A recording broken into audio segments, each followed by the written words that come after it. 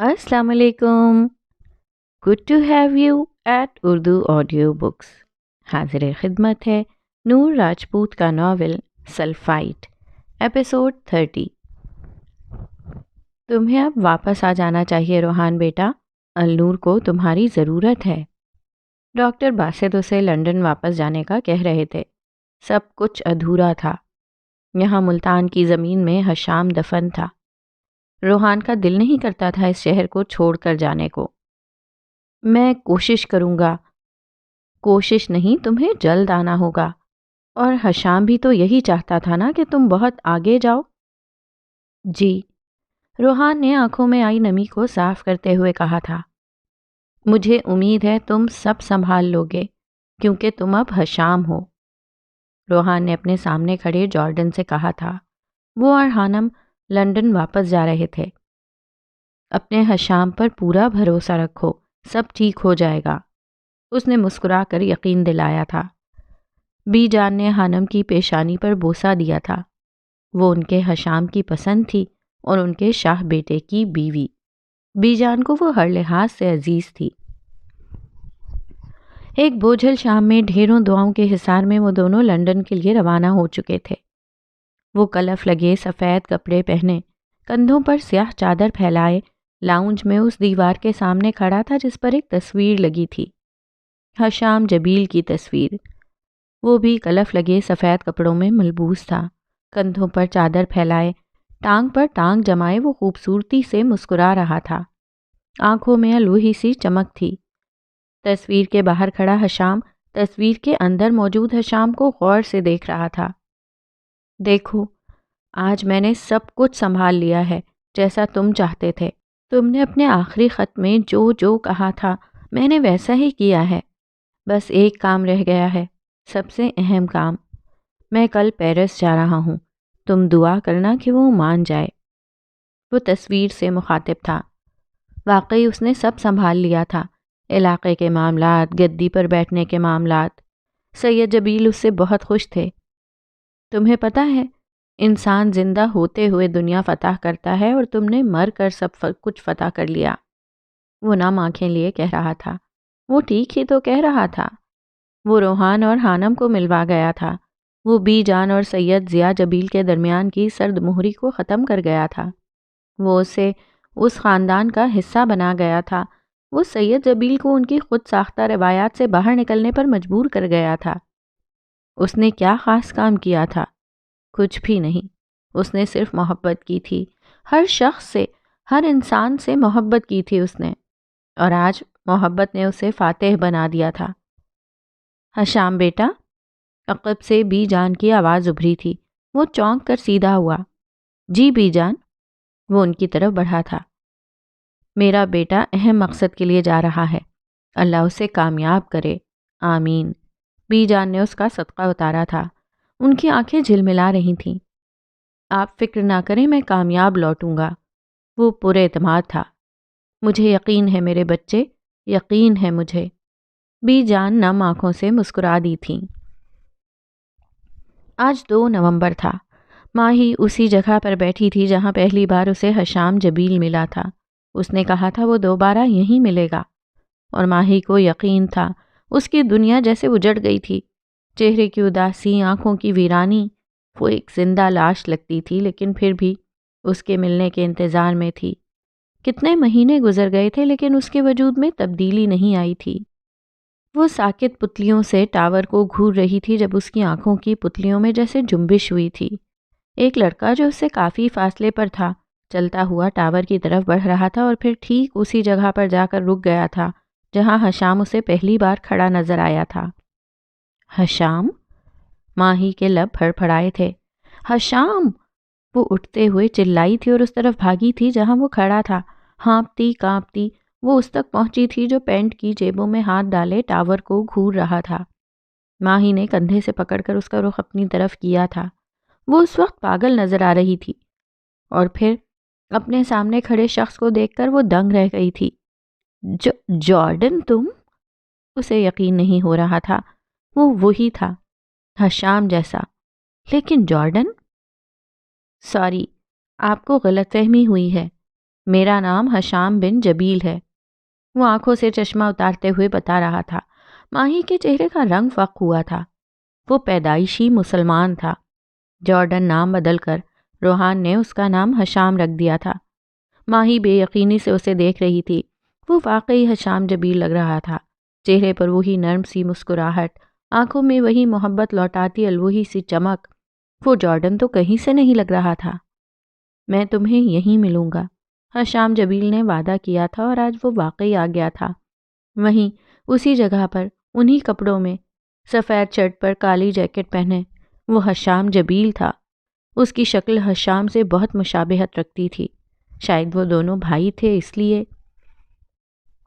جبکہ جارڈن تو جیسے ایک جانور تھا، جانوروں جیسے کمر پر بکھرے لمبے بال، چہرے پر کرختگی، الفاظ میں سختی، جبکہ آنکھوں میں نفرت۔ یہ جارڈن تو نہیں تھا، یہ تو ہشام جبیل تھا۔ نہیں، ایسا نہیں ہو سکتا۔ ماہی ایک قدم پیچھے ہوئی تھی۔ میری بات سنو ماہی، ہشام نے اسے روکنا چاہا تھا۔ تم ہشام نہیں ہو، تم اس کی جگہ نہیں لے سکتے، وہ ہیجانی انداز میں چلائی تھی۔ میری بات تو سنو، ہشام اس کی طرف لپکا تھا۔ نہیں سننی مجھے کوئی بات۔ وہ پاگل ہو گئی تھی اور پھر وہاں سے بھاگی تھی۔ تمہارے لیے میرے پاس ہشام کی طرف سے ایک پیغام ہے۔ ماہی کے قدم ساکت ہوئے تھے۔ اس نے پلٹ کر بے یقینی سے اسے دیکھا تھا۔ ہشام پروقار طریقے سے چلتا ہوا اس کی طرف آیا تھا۔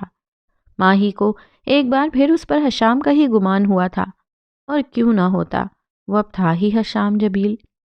یہ لو، ہشام نے جیکٹ کی جیب سے ایک لفافہ نکال کر ماہی کی طرف بڑھایا تھا۔ یہ تمہارے ہشام کا تمہارے لیے آخری پیغام ہے۔ اس کی بات سن کر ماہی کا سانس اٹکا تھا جیسے، اور پھر اس نے ہاتھ بڑھا کر عقیدت سے وہ لفافہ تھاما تھا جس میں ہشام کا آخری خط تھا، جو ماہین ہمدان کے لیے آب حیات کی مانند تھا۔ میرے لیے ہشام کا خط؟ اسے یقین نہیں ہو رہا تھا۔ آنکھوں سے آنسو بہہ رہے تھے۔ مجھے آپ کے آنسو تکلیف دیتے ہیں مس ماہین ہمدان، وہ جذبات سے چور لہجے میں کہہ رہا تھا۔ ماہی نے چونک کر اسے دیکھا تھا۔ یہ تو اس کے ہشام کا لہجہ تھا۔ وہ ایسے پکارتا تھا اسے، اور اسپتال میں بھی ایسے ہی پکار رہا تھا۔ ماہی کو اپنا دم گھٹتا ہوا محسوس ہو رہا تھا۔ اس کے چہرے پر حیرانی پھیلی تھی۔ وہ پھٹی پھٹی آنکھوں سے اپنے سامنے کھڑے ہشام جبیل کو دیکھ رہی تھی اور پھر بھاگنے والے انداز میں تیز تیز قدم اٹھاتی وہاں سے چلی گئی تھی۔ پیچھے ہشام کی نظروں نے دور تک اس کا پیچھا کیا تھا۔ گھر آنے کے بعد کتنی ہی دیر وہ اس خط کو آنکھوں سے لگائے بیٹھی رہی تھی۔ وہ اس کے ہشام نے اس کے لیے لکھا تھا۔ ماہی کو یقین نہیں ہو رہا تھا۔ رات کے نہ جانے کون سے پہر اس نے کانپتے ہاتھوں سے وہ خط کھولا تھا۔ وہ نام لیتی ہے اور جان ڈال دیتی ہے، الگ مزاج ہے اور معجزاؤں جیسا ہے۔ ماہین ہمدان کے نام۔ ایک خوبصورت شعر اس کا نام خط کے شروع میں چمک رہا تھا۔ ماہی کے ہونٹوں پر دلکش مسکراہٹ رینگ گئی تھی۔ ایسا لگتا تھا جیسے اس کا خط نہیں بلکہ ہشام خود اس سے مخاطب ہو۔ سمجھ نہیں آ رہا کہ کیا لکھوں۔ پچھلے کئی گھنٹوں سے میں قلم ہاتھ میں لیے بیٹھا ہوں۔ ایک اتنی اچھی شخصیت کے لیے کیا لکھوں؟ الفاظ نہیں مل رہے۔ میں جانتا ہوں جب تم اس کاغذ کے ٹکڑے کو پڑھو گی تب تک میں دوسرے جہاں میں جا چکا ہوں گا۔ یہ ایک تکلیف دہ فعل ہے، لیکن میں مطمئن ہوں۔ ماہین ہمدان، میں جب بھی آپ کو دیکھتا ہوں حیران ہوتا ہوں۔ یقین نہیں ہوتا کوئی اتنی بے لوث محبت کر کیسے سکتا ہے؟ کوئی اتنا اعلیٰ ظرف کیسے ہو سکتا ہے کہ کم ظرف ہشام جبیل سے اتنی محبت کرے؟ مجھے لگتا تھا محبت صرف ہشام جبیل نے کی ہے، لیکن جب ماہین ہمدان کی محبت کو دیکھا تو دل رک سا گیا تھا۔ وہ رات جب جارڈن ہشام کو ختم کرنا چاہتا تھا، اس رات مجھ پر ماہین ہمدان کی محبت کی شدت عیاں ہوئی تھی۔ کوئی اپنی محبت کے لیے کسی شخص کے پاؤں کیسے پکڑ سکتا ہے؟ اور اسی رات مجھ پر ایک اور محبت آشکار ہوئی تھی، جارڈن بن جبیل کی محبت، حیران کن۔ ماہی کا دل زور سے دھڑکا تھا، نہ جانے وہ کس راز سے پردہ اٹھانے والا تھا۔ آپ کو پتہ ہے ماہین، ایک انسان جس کے پاس جان لینے کے سارے اختیارات ہوں اور پھر وہ جان بخش دے تو کیسا لگتا ہے؟ ہم عام لوگوں کے لیے یہ ایک معجزہ ہوتا ہے، اور ایسے معجزے صرف محبت میں ہوتے ہیں۔ میں نے اس رات 2 پاگلوں کو دیکھا تھا۔ دونوں ہی محبت میں پاگل تھے۔ ایک جان بچانے کے لیے پاگل تھا اور دوسرا جان بچانے والے کے لیے پاگل تھا۔ میں نے ان آنکھوں میں نفرت کی چنگاریوں کو محبت کی برسات میں بجھتے دیکھا تھا۔ میں اکثر سوچتا تھا کہ ماہین ہمدان جیسی لڑکی جو حشام جبیل سے عشق کرتی ہے، حشام جبیل اسے اپنا کیوں نہیں لیتا؟ اگر حشام جبیل چاہتا تو غلط بھی کر سکتا تھا، لیکن اس رات مجھے سمجھ آیا کہ ماہین ہمدان کو تو کسی اور کے لیے بنایا گیا ہے۔ اسے مجھ جیسا انسان نظر بھر کر دیکھ بھی نہیں سکتا۔ شاید کوئی اور اس سے عشق کرتا ہے، اور یہ عشق کب شروع ہوا ماہین ہمدان اچھے سے جانتی ہے۔ پتہ ہے، اس رات اس لڑکے نے میرا دل جیت لیا تھا، صرف اس وجہ سے نہیں کہ اس نے میری جان بخش دی تھی، بلکہ اس لیے کہ اس کی نفرت پر محبت بھاری پڑ گئی تھی۔ جس انداز سے اس نے اس گن کو نیچے پھینکا تھا، جتنی اس کی آنکھوں میں اذیت تھی، وہ مجھے آج بھی یاد ہے۔ ماہی کو وہ رات یاد آ گئی تھی جب جارڈن نے اس کی منتیں کرنے پر حشام کی جان بخش دی تھی۔ مجھے امید ہے آپ اس کا ساتھ کبھی نہیں چھوڑیں گی۔ آپ اعلیٰ ظرف ہیں، اور میں یہ بھی جانتا ہوں کہ 2 نومبر کو حشام جبیل اسی جگہ آپ سے ملے گا جس جگہ وہ پہلی بار ملے گا، اور اس بار حشام جبیل ماہین ہمدان سے اس کا ساتھ مانگے گا، اور مجھے امید ہے ماہین ہمدان انکار نہیں کرے گی۔ ماہی کا سانس جیسے اٹک سا گیا تھا۔ اسے سمجھ نہیں آ رہا تھا کہ حشام نے اسے کیا مانگ لیا تھا۔ وہ آنکھیں پھاڑے اس کے الفاظ پر غور کر رہی تھی۔ یہ میری آخری خواہش ہے، اسے میری گزارش سمجھ لیں۔ محبت کو دم توڑنے مت دیجیے گا۔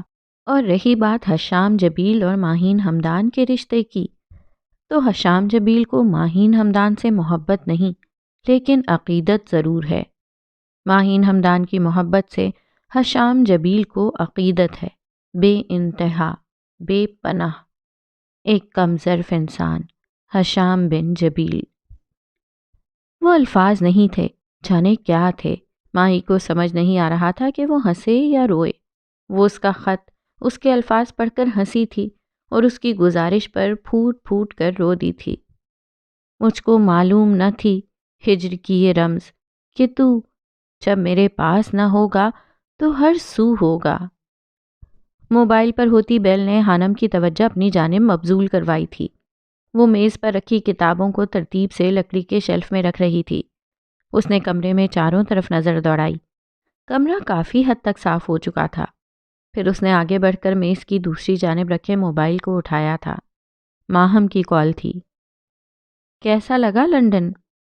سلام دعا کے بعد ماہم نے پوچھا تھا۔ لنڈن ایک قدیم شہر ہے، اور تم جانتی ہو ماہم کہ مجھے قدامت پسند ہے۔ حانم نے کھڑکی سے پردہ اٹھاتے ہوئے کہا تھا۔ باہر بڑے بڑے قدیم گھر تھے، اور سامنے ہی سبیل کا گھر تھا جہاں روحان پہلے رہتا تھا، لیکن جب وہ حانم کو لنڈن لے کر آیا تو اس نے گھر بدل لیا تھا۔ روحان بھائی کیسے ہیں؟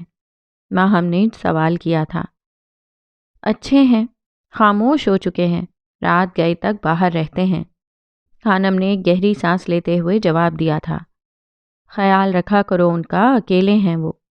ماہم نے نصیحت کی تھی، اور حانم نے اس بات میں سر ہلا دیا تھا۔ آج روحان کو النور کا ہیڈ بنایا جانا تھا۔ وہ پورا دن وہاں مصروف رہا تھا۔ اسے حانم سے بات کرنے کا وقت ہی نہیں ملا تھا، ورنہ وہ روزانہ اس سے دن میں 2-3 بار فون کرتا تھا۔ چھوٹی سی تقریب سے فارغ ہونے کے بعد، جس میں النور کو اسے سونپ دیا گیا تھا، روحان نے موبائل نکالا تھا۔ وہ حانم کو فون کرنے والا تھا جب اچانک ایمی کی طرف سے بھیجی گئی ایک تصویر کو دیکھ کر حیران رہ گیا تھا۔ وہ جینی تھی، جینی مارٹر، جس کے ساتھ مل کر کبھی اس نے گانے گائے تھے۔ اس نے خودکشی کر لی تھی۔ روحان کے لیے یہ خبر کافی حیران کن تھی۔ اسے یقین نہیں ہو رہا تھا کہ جینی جیسی لڑکی خودکشی کر سکتی ہے۔ اس نے فوراً انٹرنیٹ پر جینی کے متعلق سرچ کیا تھا۔ لوگ کافی صدمے میں تھے۔ وہ اچھی گلوکارہ تھی۔ کچھ لوگ اس کی خودکشی سے دکھی تھے، جبکہ کچھ لوگ اسے قتل قرار دے رہے تھے۔ روحان گہری سوچ میں پڑ گیا تھا۔ تم لوگوں نے کہا تھا کہ آر جے مر چکا ہے، لیکن نہیں، وہ زندہ ہے، اور اس روپ میں زندہ ہوگا میں نے کبھی نہیں سوچا تھا۔ یہ وہی سیاہ کھڑکیوں اور دیواروں والے کمرے تھے، اور اس تکونی میز کے گرد آج سالوں بعد بھی وہی 3 لوگ موجود تھے، ایک باس اور دونوں وہ۔ باس، آپ کو غلط فہمی ہوئی ہے، آر جے مر چکا ہے، لڑکی جو کہ سر سے پاؤں تک سیاہ کپڑوں میں ملبوس تھی سنجیدگی سے کہہ رہی تھی۔ آر جے زندہ ہے، اور اس لڑکے کو دیکھ رہے ہو نا، یہ آر جے ہی ہے۔ پہلے میں اسے زندہ چاہتا تھا، اپنے مقصد کے لیے استعمال کرنا چاہتا تھا، لیکن اب یہ دشمنوں میں شمار ہو چکا ہے، اسے ہر حال میں ختم کرنا ہوگا، ہر طرح سے۔ باس کے چہرے پر کرختگی چھائی تھی، وہ لڑکی اور لڑکا اس بات میں سر ہلا کر رہ گئے تھے۔ رات کے تقریباً 11:15 کا وقت تھا۔ خانم نیند سے بوجھل آنکھیں لیے لاؤنج میں صوفے پر بیٹھی تھی۔ سخت سردی پڑ رہی تھی، وہ روحان کا انتظار کر رہی تھی۔ ملازمہ کب کی سو چکی تھی اور خانم کو شدید غصہ آیا ہوا تھا۔ کچھ دیر بعد روحان اندر داخل ہوا تھا۔ خانم کو صوفے پر بیٹھا دیکھ کر وہ چونکا تھا۔ السلام علیکم، روحان نے سلام کرتے ہوئے کوٹ اتار کر صوفے پر رکھا۔ خانم اسے کھا جانے والی نظروں سے گھور رہی تھی۔ اس نے سلام کا جواب بھی دل میں ہی دیا تھا۔ تم آج ابھی تک جاگ رہی ہو؟ مجھے لگا سو گئی ہوگی۔ خیر، جاگ ہی رہی ہو تو کھانا مل سکتا ہے مجھے، کافی بھوک لگی ہے، روحان نے بند آنکھوں سے کہا تھا۔ وہ صوفے سے ٹیک لگائے بیٹھا تھا۔ خانم کا پارا ہائی ہوا تھا۔ جہاں اتنی رات تک رہتے ہیں وہاں کھانا بھی کھا لیا کریں، خانم نے ایک ایک لفظ چبا چبا کر کہا تھا۔ وہ صوفے سے اتر کر جوتے پہن رہی تھی۔ روحان نے چونک کر آنکھیں کھولی تھیں۔ اسے یقین نہیں آ رہا تھا کہ یہ جواب خانم نے ہی دیا تھا۔ وہ لندن آنے کے بعد کافی پرسکون ہو گئی تھی، اس کے کام بنا کہے کر دیتی تھی، اور آج کیا ہوا تھا اسے؟ ملازم سمجھا ہوا ہے مجھے، پاگلوں کی طرح جاگتی رہتی ہوں۔ وہ دوپٹہ برابر کرتی بڑبڑا رہی تھی۔ روحان اسے دلچسپ نظروں سے دیکھ رہا تھا۔ اس کا پھولا ہوا منہ دیکھ کر روحان کے چہرے پر گہری مسکراہٹ پھیل گئی تھی۔ تمہیں غصہ میرے کھانا مانگنے پر آیا ہے یا لیٹ گھر آنے پر؟ روحان نے اپنی جگہ سے اٹھتے ہوئے کہا تھا۔ وہ کافی تھکا ہوا تھا، اسے احساس ہو رہا تھا وہ کافی مصروف رہنے لگا تھا۔ صبح صبح چلا جاتا تھا اور رات دیر سے واپس آتا تھا۔ دن میں فون کر لیا کرتا تھا، لیکن کبھی بات ہو جاتی تھی اور کبھی نہیں۔ وہ اتنا الجھ گیا تھا پچھلے دنوں کہ خانم پر دھیان ہی نہیں دے پا رہا تھا۔ میں کوئی مشین نہیں ہوں جسے اکیلے رکھا جائے گا تو رہ لوں گی، میں سارا دن یہاں اکیلی ہوتی ہوں، آپ کو احساس بھی ہے؟ وہ کچن کی طرف قدم بڑھاتی غصے سے کہہ رہی تھی۔ روحان کو اس کا خالص بیویوں والے انداز میں شکوے کرنا اچھا لگ رہا تھا۔ وہ چاہتا تھا کہ وہ بولتی رہے۔ میں نے فون کیا تو تھا، تم نے اٹھایا نہیں، وہ اس کے پیچھے لپکا تھا۔ میں سوئی ہوئی تھی اس وقت، خانم نے دو بدو جواب دیا تھا۔ تو اس میں کس کی غلطی ہے؟ روحان نے پوچھا تھا۔ آپ کی مسٹر روحان جبیل۔ خانم کا جواب سن کر روحان حیران رہ گیا تھا۔ آپ نے اس وقت فون کیوں کیا جب میں سو رہی تھی؟ وہ اب ساس پین گرم کر رہی تھی۔ مجھے کیسے پتا ہوگا کہ تم اس وقت سو رہی ہو؟ وہ پریشان سا پوچھ رہا تھا۔ ہاں، تو مجھے کیسے پتا ہوگا کہ آپ نے کس وقت فون کرنا ہے؟ خانم کا جواب سن کر روحان کا قہقہا ابھرا تھا۔ اسے اندازہ ہو گیا تھا کہ وہ خانم سے کم از کم ان معاملات میں نہیں جیت سکتا تھا۔ سوری، میں آئندہ خیال رکھوں گا اور جلدی گھر آؤں گا، وہ اب سنجیدہ لہجے میں کہہ رہا تھا۔ آنکھوں میں البتہ شرارت ناچ رہی تھی۔ خانم نے اس کا جواب سن کر کچھ نہیں کہا تھا۔ وہ سمجھ سکتا تھا خانم کو واقعی نیند آ رہی تھی۔ وہ اب سپاٹ سا چہرہ لیے کھانا چھوٹی سی میز پر لگا رہی تھی جو کچن میں ہی رکھی تھی۔ اسے دیکھ کر جیسے روحان کی ساری تھکن اتر سی گئی تھی۔ وہ اب دلچسپ نظروں سے اس کی ہر حرکت کو نوٹ کر رہا تھا۔ کھانا لگانے کے بعد وہ کچن سے جانے لگی تو روحان نے اس کا ہاتھ پکڑ لیا۔ تم نہیں کھاؤ گی؟ مجھے بھوک نہیں ہے۔ اچھا چلو پاس تو بیٹھ سکتی ہو نا؟ جی نہیں، مجھے نیند آئی ہے، میں مزید نہیں جاگ سکتی۔ وہ اپنا ہاتھ چھڑوا کر جا چکی تھی۔ یہ کیسے کرے گی مجھ سے محبت؟ اس کو تو نیند ہی بہت آتی ہے، سارا دن سوتی ہے، پھر رات کو بھی سوتی ہے، پھر بھی اس کی نیند پوری نہیں ہوتی، اور اوپر سے غصہ بھی مجھ پر ہی کرتی ہے۔ روحان سرد آہ بھر کر رہ گیا تھا اور پھر سر جھٹک کر میز کی طرف بڑھ گیا۔ کھانے کے بعد روحان جب کمرے میں آیا تو ہانم سر تک کمبل تانے گہری نیند سوئی ہوئی تھی۔ کمرے میں ہیٹر کی گرمائش تھی۔ روحان کو گرمی کا احساس ہوا تھا، لیکن اس نے ہیٹر بند نہیں کیا تھا بلکہ اپنی جیکٹ اتار دی تھی۔ وہ جانتا تھا ہانم سے سردی برداشت نہیں ہوتی تھی۔ پیرس میں بھی اس کا یہی حال تھا اور اب یہاں آ کر بھی۔ پاگل! روحان اسے دیکھ کر زیر لب بڑبڑایا تھا۔ چہرے پر دلکش مسکراہٹ تھی۔ اتنا ہی کافی تھا کہ وہ اس کی نظروں کے سامنے تھی۔ وہ لیپ ٹاپ اٹھا کر صوفے پر بیٹھ چکا تھا۔ کچھ دنوں سے اسے اپنے اکاؤنٹس میں کچھ غیر معمولی حرکات محسوس ہو رہی تھیں۔ آج وہ جائزہ لینا چاہتا تھا کہ ایسا کیوں تھا، اور اوپر سے جینی کی موت نے اسے الجھن میں ڈال دیا تھا۔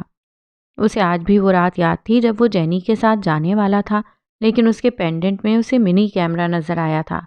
اس کے سوشل میڈیا اکاؤنٹس کو ہیک کرنے کی کوشش کی گئی تھی، اور آج سالوں بعد دوبارہ سے اسے وہی حرکات محسوس ہو رہی تھیں۔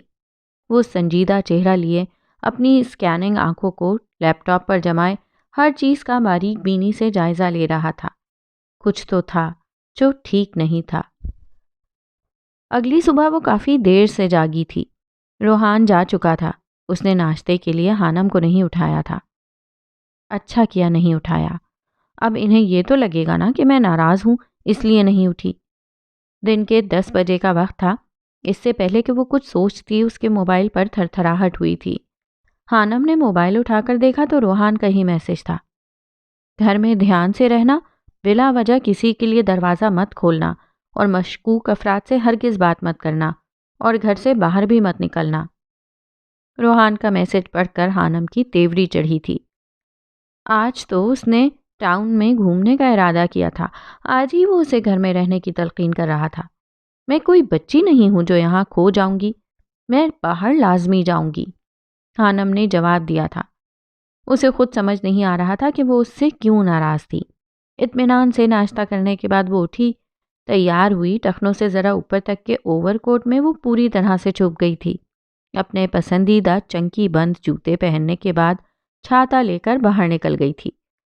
سمجھتا کیا ہے خود کو؟ میں کوئی 4 سال کی بچی ہوں یا مجھے لندن کا نہیں پتا؟ بی جان سے شکایت کرنی پڑے گی، مجھے یہاں قید کر کے رکھا ہے۔ وہ زیر لب بڑبڑا رہی تھی۔ باہر موسم کافی سرد تھا۔ آسمان بادلوں سے ڈھکا ہوا تھا۔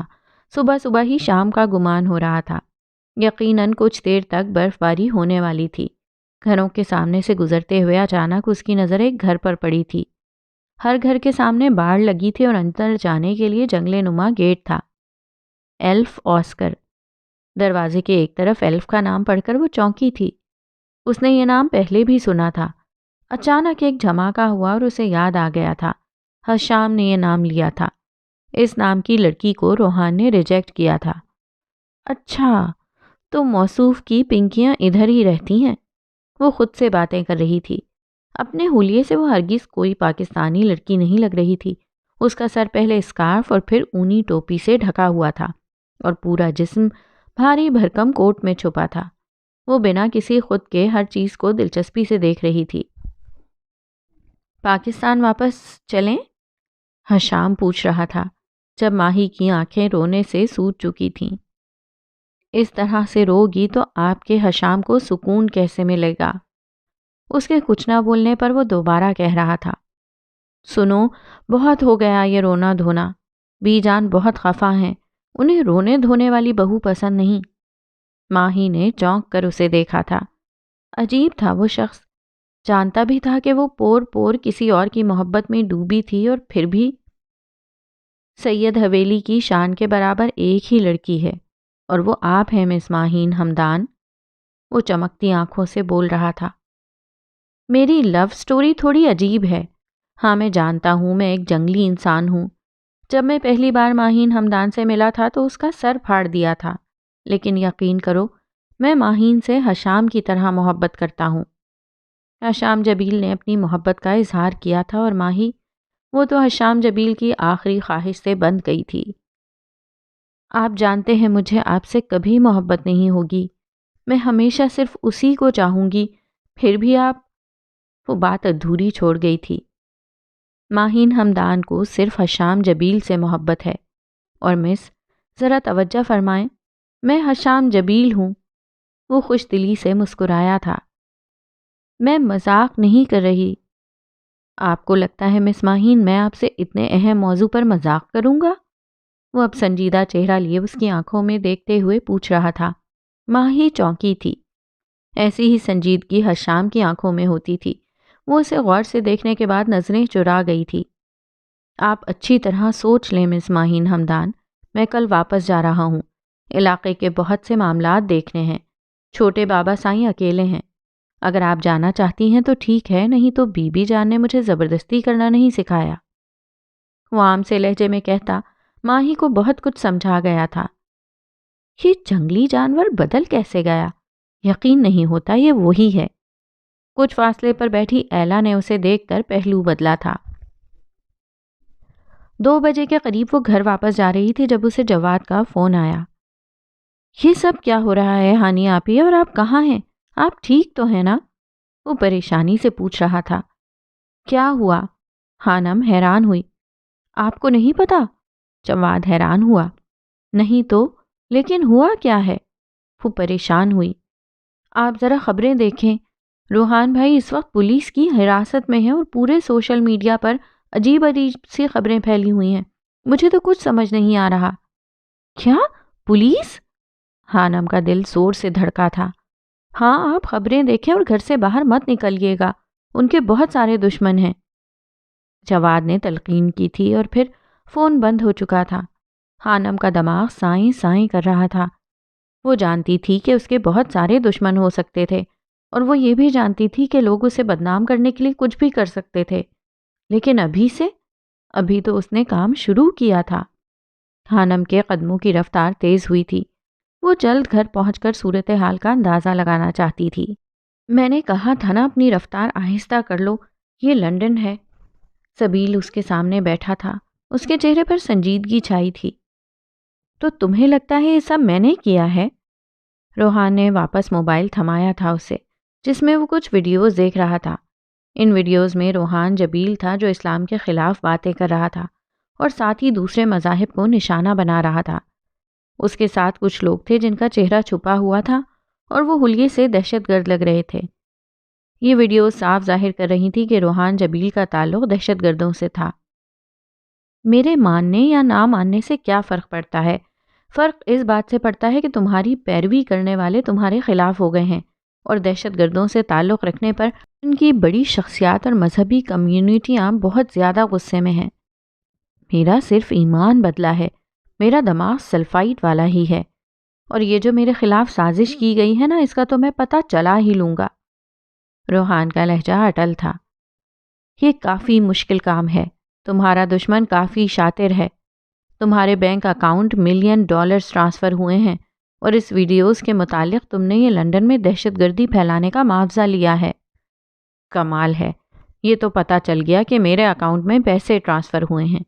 یہ معلوم نہیں کیا کسی نے کہ یہ کہاں سے آئے ہیں، کیسے ٹرانسفر ہوئے ہیں۔ یہی کام ہے ہمارا، میں ایک وکیل ہوں۔ اگر ہم یہ معلوم کرنے میں کامیاب ہو گئے کہ یہ پیسے کیسے ٹرانسفر ہوئے ہیں تو تم یقیناً بے گناہ ثابت ہوگے۔ فی الوقت تو میں تمہاری ضمانت کرواتا ہوں۔ سبیل نے میز پر رکھی فائل اٹھاتے ہوئے کہا، جبکہ روحان گہری سوچ میں گم تھا۔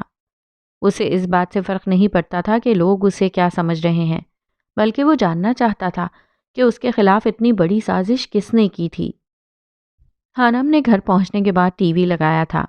نیوز چینلز پر چلتی خبروں کو سن کر وہ گنگ رہ گئی تھی۔ روحان کی ویڈیوز بار بار دکھائی جا رہی تھیں۔ لوگوں کی ایک بڑی تعداد النور کے باہر جمع ہو گئی تھی۔ لوگ اسے برا بھلا کہہ رہے تھے۔ اس کا سر چکرا کر رہ گیا تھا۔ روحان ایسا نہیں کر سکتے، وہ بڑبڑائی تھی اور پھر فون کی گھنٹی بجنے پر چونکی تھی۔ ڈیڈ، یہ آپ کیسے بیان دے رہے ہیں؟ ایلف مسٹر آسکر سے سخت لہجے میں پوچھ رہی تھی۔ وہ لڑکا ایک دہشت گرد ہے جس سے پورے لندن کو خطرات۔ تم نے وہ ویڈیوز نہیں دیکھی؟ ڈیڈ، وہ ایسا نہیں ہے، میں اسے اچھے سے جانتی ہوں۔ یہ اس کے خلاف سازش کی گئی ہے، آپ سمجھنے کی کوشش تو کریں۔ ایلف اپنے باپ کے بیان سن کر پریشان ہو گئی تھی۔ وہ روحان جبیل کو سخت سزا دینے اور لندن سے نکالنے کی بات کر رہے تھے۔ مذہبی کمیونٹیاں النور کو بند کرنا چاہتی تھیں۔ ان کا کہنا تھا کہ یہ ادارہ دہشت گرد پیدا کر رہا ہے۔ कोई साजिश नहीं है, साफ जाहिर है उसने लाखों डॉलर्स लिए हैं इस काम के लिए। मिस्टर ऑस्कर गुस्से में थे। एल्फ ने तंग आकर फ़ोन बंद कर दिया था। वो दूसरे शहर आई हुई थी, अपनी माँ के शहर। वो जानती थी रोहान हानम के साथ वापस आ गया था और एल्फ में उनका सामना करने की हिम्मत नहीं थी। लेकिन अब बात रोहान की आ गई थी। वो उठी और अपना बैग पैक किया। आज शाम की ट्रेन से वो लंदन वापस जा रही थी। इन लोगों की हिम्मत कैसे हुई तुम्हें गिरफ्तार करने की? मैं छोड़ूंगा नहीं किसी को भी। डॉक्टर बासित काफ़ी गुस्से में थे। उनकी रसाई काफ़ी ऊपर तक थी। उन्हें गुस्सा था, रोहान के सर इल्ज़ाम लगाया जा रहा था। आप परेशान न हो डॉक्टर साहब, मैं अभी तो घर जा रहा हूँ, सबील है मेरे साथ। ये सब इतना अचानक हुआ है कि मुझे संभलने का मौका ही नहीं मिला है। मैं घर जाकर देखता हूँ। रोहान काफ़ी पुरसुकून था। उसकी ज़मानत मुमकिन नहीं थी। ये तो सबील का काम था क्योंकि वो काफ़ी ज़हीन और शातिर वकील था। खेल काफ़ी चालाकी से खेला गया था, जिसकी रोहान को भनक भी नहीं पड़ी थी। रोहान जब घर पहुंचा तो हैरान रह गया था। एमी आधी से ज़्यादा क्लास के साथ उसके घर में मौजूद थी। हे man, are you okay? Rohan को देखकर वो बेताबी से उसकी जानिब बढ़ी। मैं ठीक हूँ, वो मुस्कुराया था। हानम हैरत से कभी उसे तो कभी एमी को देख रही थी। अस्सलामुअलैकुम भाभी। सबील की आवाज़ पर वो चौंकी थी और सर हिलाकर आहिस्ता से जवाब दिया था। मुझे लगा तुम्हारी वाइफ अकेली होगी घर में, कोई ख़तरा हो सकता है, इसलिए मैं फ्रेंड्स के साथ यहाँ आ गई थी। एमी ने अपने आने की वजह बताई थी। बहुत अच्छा किया, मैं भी हानम के अकेले होने की वजह से परेशान था। रोहान ने हानम के चेहरे की तरफ देखते हुए कहा था। हानम के चेहरे पर अजीब सा तासुर था जिसे वो समझ नहीं पाया था। ओके, अब हम चलते हैं, फिर आएंगे। कोई भी मसला हो तो हमें बताना, हमें तुम पर पूरा भरोसा है। एमी ने उसे यकीन दिलाया था। रोहान के चेहरे पर मुस्कुराहट फैल गई थी। कम से कम वो तो उसे बेगुनाह समझती थी। उनके जाने के बाद रोहान सोफे पर बैठ गया था। वो काफ़ी थक चुका था। ये जिस्मानी नहीं बल्कि जहनी थकावट थी। कुछ ही देर बाद हानम चाय ले आई थी। मुझे तुम्हारे सारे अकाउंट्स की डिटेल चाहिए और ये भी याद करो कि इन वीडियोस पर जो वक्त दर्ज है, उस वक्त, उस दिन और उस तारीख को तुम कहाँ थे। कहने को तो ये कैमरे से ली गई वीडियोस हैं, लेकिन ऐसा नहीं है, ये तुम जानते हो। अगर हमारे पास सबूत मजबूत हों तो कोर्ट में पहली पेशी पर ही तुम्हें बेगुनाह साबित कर सकते हैं। सबील काफ़ी संजीदगी से कह रहा था। रोहान ने इस बात में सर हिलाया था। उन दोनों को मसरूफ़ देखकर हानम वहाँ से खिसक गई थी। सबील से अहम बातें करने के बाद वो कमरे में आया तो हानम खिड़की में खड़ी थी। कमरे में काफ़ी ठंड फैल चुकी थी। बाहर अंधेरा था, रात हो चुकी थी। वो गहरी सांस लेकर धीमे कदम उठाता उसकी तरफ बढ़ा। नाराज़ हो मुझसे? वो उसके सामने खड़े होते पूछ रहा था। मुझे क्या ज़रूरत है नाराज़ होने की? हानम का लहजा खफगी और गुस्सा जाहिर कर रहा था। लग तो रहा है। उसका फूला हुआ मुंह देखकर वो हौले से मुस्कुराया था। आपको तो पता नहीं क्या क्या लगता रहता है, सब सच तो नहीं होता ना? हानम ने गुस्से से घूरते हुए कहा था और फिर रुख बाहर की जानिब मोड़ लिया था। मसलन क्या लगता है मुझे? वो उसे बोलने पर उकसा रहा था। मुझे नहीं पता, वो कहते हुए मुड़ी थी जब रोहान ने उसका हाथ पकड़ा और उसे अपनी तरफ खींचा था। नाराज़ क्यों हो? या फिर मुझ पर यकीन नहीं है? तुम्हें लगता है जो दिखाया जा रहा है वो सब सच है? वो अब संजीदगी से पूछ रहा था। हानम नज़रें झुका गई थी। बोलो हानम, तुम्हारा यकीन मेरे लिए सबसे अहम है। अगर यकीन इतना अहम है तो फिर मुझे सब बताते क्यों नहीं हैं आप? मुझसे कुछ भी शेयर नहीं करते हैं आप। मैं क्या हूँ, मेरी क्या हैसियत है अगर आपको मुझ पर यकीन ही नहीं? वो बोली तो आवाज़ भर्रा गई थी। रोहान को उसकी उलझन समझ आ गई थी। मैं अपनी उलझनें तुमसे इसलिए शेयर नहीं करता कि मैं तुम्हारे लिए परेशानी का बाइस नहीं बनना चाहता, और मैं खुद ही सुलझा सकता हूँ। रोहान ने सफाई दी थी। हानम को लगता था कि रोहान के नज़दीक उसकी कोई अहमियत नहीं थी। तुम सबसे अहम हो मैं हानम। जब सबने मुझे गलत समझा तब पहला ख्याल तुम्हारा आया था मेरे जहन में, जाने तुम मुझ पर भरोसा करोगी या नहीं। वो भी अंदर से कहीं डरा हुआ था। आंखों देखा बाज़ औक़ात सच नहीं होता, میں جانتی ہوں یہ سب جھوٹ ہے، لیکن مجھے دکھ اس بات کا ہے کہ آپ مجھے کچھ بتاتے نہیں ہیں۔ اوکے، اس بات کے لیے میں معافی مانگتا ہوں۔ آئندہ سے ہر بات تم سے شیئر کیا کروں گا۔ اگر تم ناراض نہ ہوئی تو ویسے تم ہر وقت مجھ سے خفا ہی رہتی ہو۔ روحان نے اس کے چہرے پر آئی لٹ کو انگلیوں کی مدد سے کان کے پیچھے کیا تھا۔ میں کب ناراض ہوتی ہوں؟ آپ منہ پھلا کر رکھتے ہیں ہر وقت، اور تو اور مجھ سے لڑائی بھی کرتے ہیں، مجھے گھر میں قید کر کے رکھتے ہیں۔ یہ سب آج میں نے بی جان کو بتایا ہے۔ خانم نے اپنا ہاتھ چھڑواتے ہوئے کہا۔ روحان کا منہ حیرت سے کھل گیا تھا۔ تم نے بی جان سے میری شکایت کی؟ وہ گہرے صدمے میں تھا۔ جی ہاں، خانم نے اقرار کیا تھا۔ کیا واقعی خانم؟ سچ میں تم نے میری شکایت کی؟ اس کے اس طرح بار بار پوچھنے پر خانم نے اسے گھور کر دیکھا تھا۔ روحان کا منہ دیکھ کر اسے ہنسی آئی تھی جسے ضبط نہیں کر پائی تھی، اور قہقہا لگا کر ہنس دی تھی۔ اس کے اس طرح ہنسنے پر روحان کو اس کی شرارت سمجھ میں آ گئی تھی۔ تم بہت تیز ہو گئی ہو لنڈن آ کر۔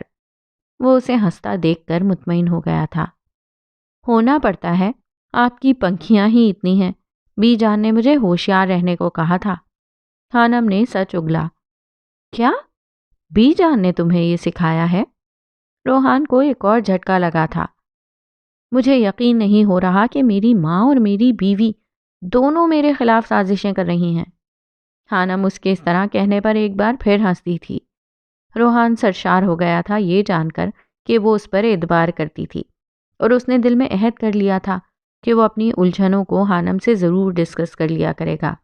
آخر کو وہ اس کی بیوی تھی، اور اس رشتے کے ناطے اس کا حق تھا کہ وہ خانم کو اپنی ذاتی زندگی میں اتنی اہمیت دیتا۔ قسم سے خانم، میں بہت بڑی فلم ہوں، یہی کہنا چاہتے ہیں نا آپ؟ خانم کی ہنسی کو بریک لگی تھی، اور اب پھر سے وہ روحان کو گھور رہی تھی۔ نہیں، میرا یہ مطلب نہیں تھا۔ روحان گڑبڑا گیا تھا۔ سب جانتی ہوں میں، یہ بھی بی جان کو بتاؤں گی کہ ان کا بیٹا مجھے ڈرامہ کوئین اور فلم کہتا ہے، اور کبھی کبھی تو پرانی سی ڈی اور وی سی آر سے تشبیہ دیتا ہے۔ وہ کمال سنجیدگی سے کہتے ہوئے کمرے سے باہر نکل گئی تھی، جبکہ اس کی باتوں سے یوں اپنے مطلب کے معنی نکالنے پر روحان اپنا سر پیٹ کر رہ گیا تھا۔ شہر میں ایک بے چینی سی پھیل گئی تھی۔ لوگ کشمکش کا شکار تھے۔ کچھ روحان جبیل کے ساتھ تھے تو کچھ اس کے خلاف ہو چکے تھے۔ شدت پسند لوگ سڑکوں پر نکل آئے تھے۔ ان کا کہنا تھا کہ روحان جبیل کو سزا دی جائے اور اسے لندن سے نکالا جائے۔ لوگوں کو اس کے گھر کا نہیں پتا تھا، سب النور کے باہر جمع تھے۔ روحان کو حیرت ہو رہی تھی کہ یہ نوجوان جو شاید اسے جانتے بھی نہیں تھے، وہ اس کے خلاف نعرے لگا رہے تھے۔ کون تھے یہ لوگ؟ شہر میں امن کی خراب صورتحال کا ذمہ دار اسے ٹھہرایا جا رہا تھا۔ وہ ساری رات سو نہیں پایا تھا۔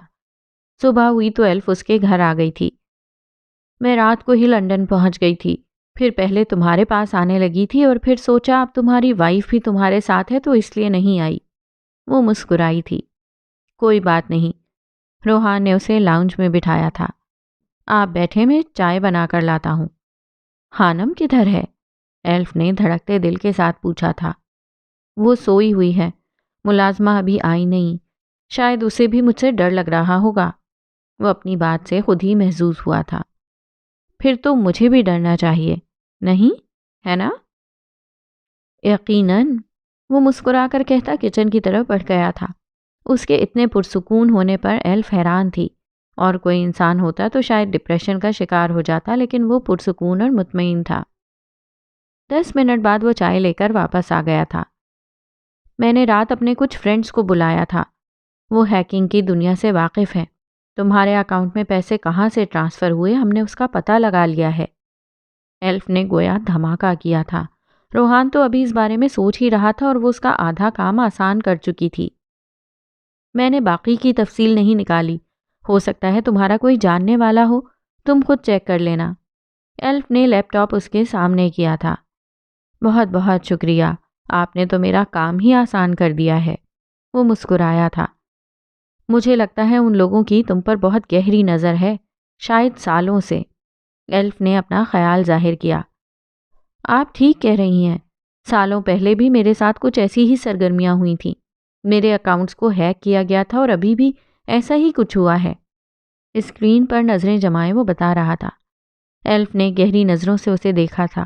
وہ اچھا لگ رہا تھا۔ پھر کچھ یاد آنے پر وہ اپنی نظروں کا زاویہ بدل چکی تھی، البتہ دل میں ایک خول اٹھا تھا۔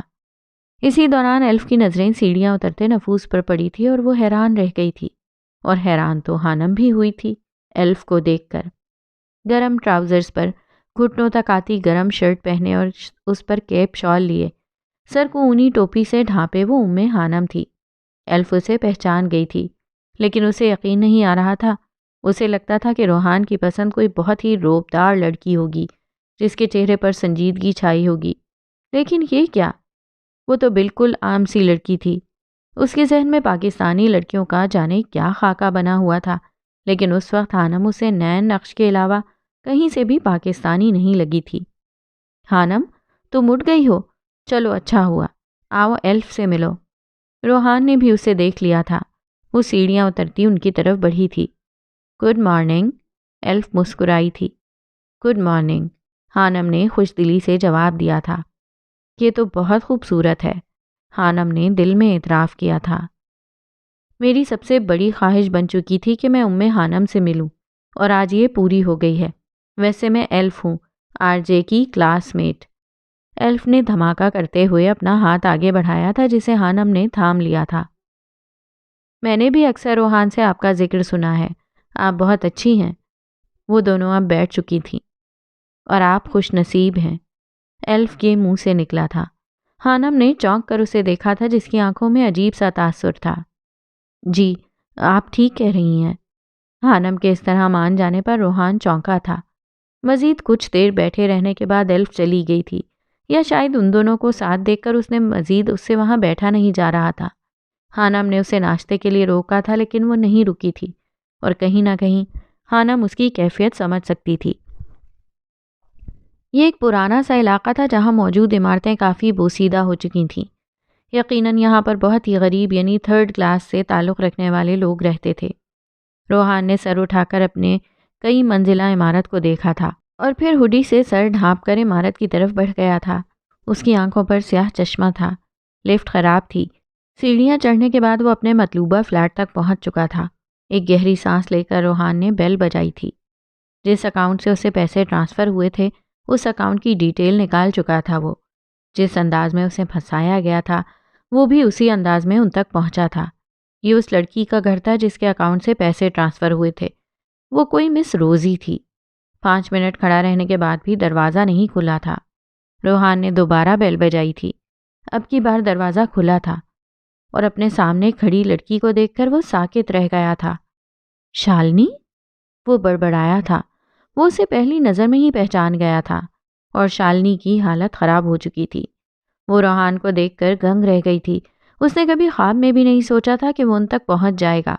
اس نے ایک جھٹکے سے دروازہ بند کرنا چاہا تھا۔ اس سے آگے بڑھ کر دروازہ پکڑا تھا۔ مس شالنی، کیسی ہیں آپ؟ روحان کا لہجہ تیکھا تھا۔ شالنی کی آنکھیں خوف سے پھیل گئی تھیں۔ اس نے دروازے کو چھوڑ کر اپنا دایاں ہاتھ منہ کی طرف بڑھایا تھا۔ روحان کی نظر پڑ چکی تھی۔ اس نے ایک انگوٹھی پہنی ہوئی تھی جس میں جڑا نگینا یقیناً زہریلا تھا۔ روحان نے دھکا دیا تھا۔ شالنی لڑکھڑائی تھی۔ اس سے پہلے کہ وہ دوبارہ ایسی حرکت کرتی، وہ اس کا ہاتھ پکڑ چکا تھا اور پوری قوت لگا کر وہ انگوٹھی نکال لی تھی۔ چھوڑو مجھے، تم یہاں کیا لینے آئے ہو؟ وہ دہاڑی تھی۔ آج اتنے سالوں بعد آخر تم سے ملاقات ہو ہی گئی ہے۔ تم تو میری بڑی پکی مداح نکلی۔ 8-9 سال ہو گئے، ابھی تک میرا پیچھا نہیں چھوڑا۔ روحان نے اسے ایک جھٹکا دیا تھا۔ وہ پیچھے صوفے پر گر گئی تھی۔ جان لینے کی غلطی مت کرنا۔ تم ابھی آر جے کے رحم و کرم پر ہو مس شالنی، اور تم آر جے کو اچھے سے جانتی ہو۔ بہتر ہوگا تم خود ہی سب سچ سچ بتا دو، روحان نے صفاق لہجے میں کہا تھا۔ شالنی کی ریڑھ کی ہڈی میں سنسناہٹ ہوئی تھی۔